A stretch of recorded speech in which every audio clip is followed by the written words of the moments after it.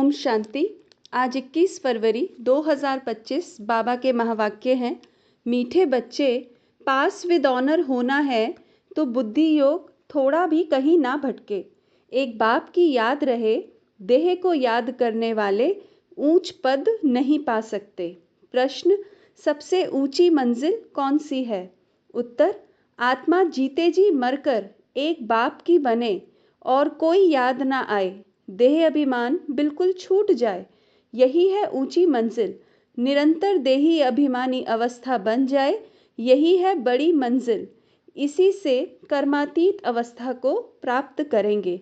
गीत, तू प्यार का सागर है। ओम शांति। अब यह गीत भी रॉन्ग है। प्यार के बदले होना चाहिए ज्ञान का सागर। प्यार का कोई लोटा नहीं होता, लोटा गंगा जल आदि का होता है। तो यह है भक्ति मार्ग की महिमा, यह है रॉन्ग और वह है राइट। बाप पहले पहले तो ज्ञान का सागर है। बच्चों में थोड़ा भी ज्ञान है तो बहुत ऊंच पद प्राप्त करते हैं। बच्चे जानते हैं कि अब इस समय हम बरोबर चैतन्य देलवाड़ा मंदिर के भांति है। वह है जड़ देलवाड़ा मंदिर और यह है चैतन्य देलवाड़ा। यह भी वंडर है ना, जहाँ जड़ यादगार है वहाँ तुम चैतन्य आकर बैठे हो।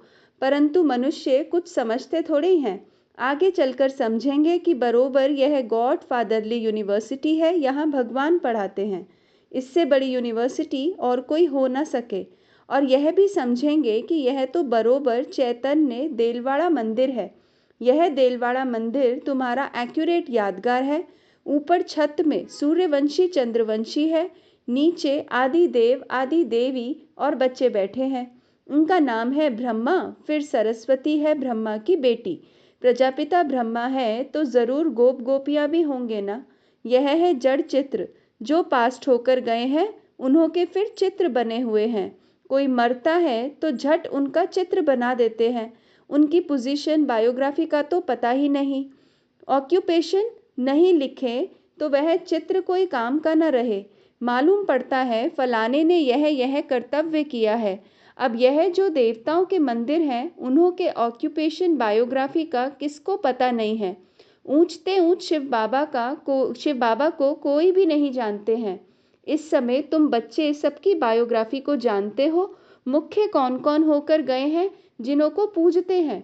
ऊंचते ऊंच है भगवान। शिवरात्रि भी बनाते हैं तो जरूर उनका अवतरण हुआ है, परंतु कब हुआ, उसने क्या आकर किया, यह किसको भी पता नहीं है। शिव के साथ है ही ब्रह्मा। आदि देव और आदि देवी कौन है, इन्हों को कितनी भुजाएं, इतनी भुजाएं क्यों दी है? क्योंकि वृद्धि तो होती है ना। प्रजापिता ब्रह्मा से कितनी वृद्धि होती है? ब्रह्मा के लिए ही कहते हैं 100 भुजाएं, 1000 भुजाओं वाला। विष्णु व शंकर के लिए इतनी भुजाएं नहीं कहेंगे। ब्रह्मा के लिए क्यों कहते हैं? यह प्रजापिता ब्रह्मा की ही सारी वंशावली है ना। यह कोई बाहों की बात नहीं है। वह भल कहते हैं 1000 भुजाओं वाला ब्रह्मा, परंतु अर्थ थोड़ी समझते हैं। अब तुम प्रैक्टिकल में देखो ब्रह्मा की कितनी भुजाएं हैं। यह है बेहद की भुजाएं। प्रजापिता ब्रह्मा को तो सब मानते हैं, परंतु ऑक्यूपेशन को नहीं जानते। आत्मा की तो बाहें नहीं होती, बाहें शरीर की होती हैं। इतने करोड़ ब्रदर्स हैं तो उन्हों की कितनी भुजाएं हुई। परंतु पहले जब कोई पूरी रीति ज्ञान को समझ जाए तब बाद में यह बातें सुनानी है। पहली पहली मुख्य बात है, एक बाप कहते हैं मुझे याद करो और वर्षे को याद करो। फिर ज्ञान का सागर भी गाया हुआ है। कितनी अथाह पॉइंट सुनाते हैं। इतनी सब पॉइंट्स तो याद रह ना सके। तंत मना सार बुद्धि में रह जाता है, पिछाड़ी में तंत हो जाता है मन मना भव। ज्ञान का सागर श्री कृष्ण को नहीं कहेंगे, वह है रचना। रचता एक ही बाप है। बाप ही सबको वर्षा देंगे, घर ले जाएंगे। बाप का तथा आत्माओं का घर है ही साइलेंस होम। विष्णुपुरी को बाप का घर नहीं कहेंगे। घर है मूल वतन जहाँ आत्माएं रहती हैं। यह सब बातें सेंसिबल बच्चे ही धारण कर सकते हैं। इतना सारा ज्ञान कोई की बुद्धि में याद रह ना सके, ना इतने कागज लिख सकते हैं। यह मुरलियां भी सबकी सब इकट्ठी करती जाएं तो इस सारे हॉल से भी जास्ती हो जाए। उस पढ़ाई में भी कितनी ढेर किताब होती हैं। इम्तिहान पास कर लिया फिर तंत बुद्धि में बैठ जाता है। बैरिस्ट्री का इम्तिहान पास किया, एक जन्म लिए, अल्पकाल सुख मिल जाता है, वह है विनाशी कमाई। तुमको तो यह बाप अविनाशी कमाई कराते हैं भविष्य के लिए। बाकी जो भी गुरु गोसाई आदि हैं, वह सब विनाशी कमाई कराते हैं। विनाश के नज़दीक आते जाते हैं, कमाई कम होती जाती है। तुम कहेंगे कमाई तो बढ़ती जाती है, परंतु नहीं, यह तो सब खत्म हो जाना है। आगे राजाओं आदि की कमाई चलती थी, अभी तो वे भी नहीं है। तुम्हारी कमाई तो कितनी समय चलती है? तुम जानते हो यह बना बनाया ड्रामा है, जिसको दुनिया में कोई नहीं जानते। तुम्हारे में भी नंबरवार है जिनको धारणा होती है, कहीं तो बिल्कुल कुछ भी समझा नहीं सकते हैं। कोई कहते हैं हम मित्र संबंधियों आदि को समझाते हैं, वह भी तो अल्पकाल हुआ ना। औरों को प्रदर्शनी आदि क्यों नहीं समझाते? पूरी धारणा नहीं है। अपने को मियाँ मिट्ठू तो नहीं समझना है ना। सर्विस का शौक है तो जो अच्छी रीति समझाते हैं उनका सुनना चाहिए। बाप ऊंच पद प्राप्त कराने आए हैं तो पुरुषार्थ करना चाहिए, परंतु तकदीर में नहीं है तो श्रीमत भी नहीं मानते, फिर पद भ्रष्ट हो जाता है। ड्रामा प्लान अनुसार राजधानी स्थापन हो रही है, उसमें तो सब प्रकार के चाहिए ना। बच्चे समझ सकते हैं कोई अच्छी प्रजा बनने वाले हैं, कोई कम। बाप कहते हैं हम तुमको राजयोग सिखलाने आया हूँ। देलवाड़ा मंदिर में राजाओं के चित्र है ना, जो पूज्य बनते हैं वही फिर पुजारी बनते हैं। राजा रानी का मर्तबा तो ऊंच है ना, फिर वाम मार्ग में आते हैं तभी राजाई अथवा बड़े बड़े साहूकार तो हैं। जगन्नाथ के मंदिर में सबको ताज दिखाया है, प्रजा को तो ताज नहीं होगा। ताज वाले राजाएं भी विकार में दिखाते हैं। सुख संपत्ति तो उन्हों को बहुत होगी, संपत्ति कम जास्ती तो होती है। हीरे के महल और चांदी के महलों में फर्क तो होता है। तो बाप बच्चों को कहेंगे अच्छा पुरुषार्थ कर ऊंच पद पाओ। राजाओं को सुख जास्ती होता है, वहाँ सब सुखी होते हैं। जैसे यहाँ सबको दुख है, बीमारी आदि तो सबको होती ही है, वहाँ सुख ही सुख है। फिर भी मर्तबे तो नंबरवार है। बाप सदैव कहते हैं पुरुषार्थ करते रहो, सुस्त मत बनो। पुरुषार्थ से समझा जाता है ड्रामा अनुसार इनकी सद्गति इस प्रकार इतनी ही होती है। अपनी सद्गति के लिए श्रीमत पर चलना है। टीचर की मत पर स्टूडेंट ना चले तो कोई काम के नहीं। नंबरवार पुरुषार्थ अनुसार तो सब हैं। अगर कोई कहते हैं कि हम यह नहीं कर सकेंगे तो बाकी क्या सीखेंगे? सीख कर होशियार होना चाहिए। जो कोई भी कहे यह समझाते तो बहुत अच्छा है, परंतु आत्मा जीते जी मरकर एक बाप की बने और कोई याद ना आए, देह अभिमान छूट जाए। यह है ऊंची मंजिल, सब कुछ भूलना है, पूरी देही अभिमानी अवस्था बन जाए, यह बड़ी मंजिल है। वहाँ आत्माएं हैं ही अशरीरी, फिर यहाँ आकर शरीर धारण करती हैं। अब फिर यहाँ इस देह में होते हुए अपने को अशरीरी समझना है। यह मेहनत बड़ी भारी है। अपने को आत्मा समझ कर्मातीत अवस्था में रहना है। सर्प को भी अक्ल है ना, पुरानी खाल छोड़ देते हैं। तो तुमको देह अभिमान से कितना निकलना है? मूल वतन में तो तुम हो ही देही अभिमानी। यहाँ देह में होते अपने को आत्मा समझना है। देह अभिमान टूट जाना चाहिए। कितना भारी इम्तिहान है। भगवान को खुद आकर पढ़ाना पड़ता है। ऐसे और कोई कह ना सके कि देह के सब संबंध छोड़ मेरा बनो, अपने को निराकार आत्मा समझो, कोई भी चीज़ का भान ना रहे। माया एक दो की देह में बहुत फंसाती है, इसलिए बाबा कहते हैं इस साकार को भी याद नहीं करना है। बाबा कहते तुमको तो अपनी देह को भी भूलना है, एक बाप को याद करना है, इसमें बहुत मेहनत है। माया अच्छे अच्छे बच्चों को भी नाम रूप में लटका देती है। यह आदत बड़ी खराब है। शरीर को याद करना, यह तो भूतों की याद हो गई। हम कहते हैं एक शिव बाबा को याद करो, तुम फिर 5 भूतों को याद करते रहते हो।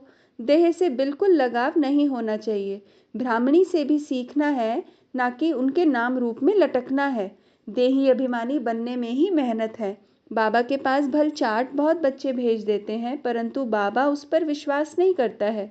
कोई तो कहते हैं हम शिव बाबा के सिवाय और किसको याद नहीं करते हैं, परंतु बाबा जानते हैं पाई भी याद नहीं करते हैं। याद की तो बड़ी मेहनत है, कहाँ न कहाँ फंस पड़ते हैं। देहधारी को याद करना, यह तो 5 भूतों की याद है। इनको भूत पूजा कहा जाता है। भूत को याद करते हैं, यहाँ तो तुमको एक शिव बाबा को याद करना है, पूजा की तो बात नहीं। भक्ति का नाम निशान गुम हो जाता है, फिर चित्रों का क्या याद करना है।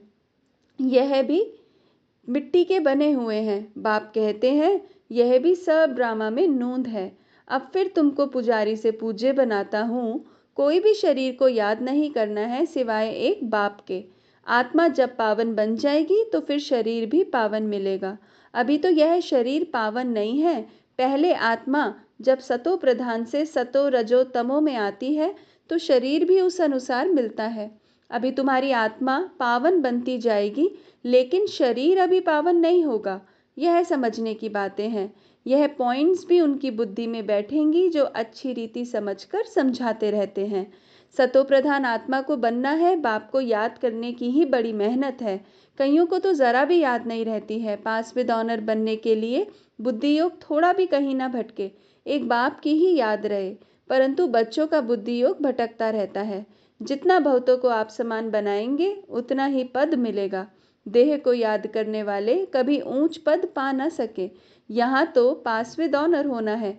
मेहनत बगैर यह पद कैसे मिलेगा। देह को याद करने वाले कोई पुरुषार्थ नहीं कर सकते। बाप कहते हैं पुरुषार्थ करने वाले को फॉलो करो। यह भी पुरुषार्थ ही है ना। यह बड़ा विचित्र ज्ञान है, दुनिया में किसको भी पता नहीं है। किसकी भी बुद्धि में नहीं बैठेगा कि आत्मा की चेंज कैसे होती है। यह सारी गुप्त मेहनत है। बाबा भी गुप्त है। तुम राजाई कैसे प्राप्त करते हो, लड़ाई झगड़ा कुछ भी नहीं है। योग और ज्ञान की ही बात है। हम कोई से लड़ते नहीं हैं। यह तो आत्मा को पवित्र बनाने के लिए मेहनत करनी है। आत्मा जैसे जैसे पतित बनती जाती है तो शरीर भी पतित लेती है। फिर आत्मा को पावन बनकर जाना है। बहुत मेहनत है। बाबा समझ सकते हैं कौन कौन पुरुषार्थ करते हैं। यह है शिव बाबा का भंडारा। शिव बाबा के भंडारे में तुम सर्विस करते हो। सर्विस नहीं करेंगे तो पाई पैसे का पद जाकर पाएंगे। बाप के पास सर्विस के लिए आए और सर्विस नहीं की तो क्या पद मिलेगा। यह राजधानी स्थापन हो रही है, इसमें नौकर चाकर आदि सब बनेंगे ना। अभी तुम रावण पर जीत पाते हो, बाकी और कोई लड़ाई नहीं है। यह समझाया जाता है, कितनी गुप्त बात है। योग बल से विश्व की बादशाही तुम लेते हो। तुम जानते हो हम अपने शांति धाम के रहने वाले हैं।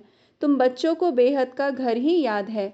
यहाँ हम पाठ बजाने आए हैं, फिर जाते हैं अपने घर। आत्मा कैसे जाती है यह भी कोई समझते नहीं है। ड्रामा प्लान अनुसार आत्माओं को आना ही है। अच्छा, मीठे मीठे सिकिलदे बच्चों प्रति माता पिता बाप दादा का याद प्यार और गुड मॉर्निंग।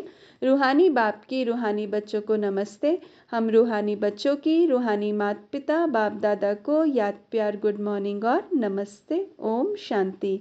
धारणा के लिए मुख्य सार। पहला पॉइंट है, किसी भी देहधारी से लगाव नहीं रखना है। शरीर को याद करना भी भूतों को याद करना है, इसलिए किसी के नाम रूप में नहीं लटकना है। अपनी देह को भी भूलना है। दूसरा, भविष्य के लिए अविनाशी कमाई जमा करनी है। सेंसिबल बन ज्ञान की पॉइंट्स को बुद्धि में धारण करना है। जो बाप ने समझाया है वह समझकर दूसरों को सुनाना है। वरदान, कल्प कल्प के विजय की स्मृति के आधार पर माया दुश्मन का आह्वान करने वाले महावीर विजयी भव। कल्प कल्प के विजय की स्मृति के आधार पर माया दुश्मन का आह्वान करने वाले महावीर विजयी भव। महावीर विजयी बच्चे पेपर को देखकर घबराते नहीं, क्योंकि त्रिकालदर्शी होने के कारण जानते हैं कि हम कल्प कल्प के विजयी हैं।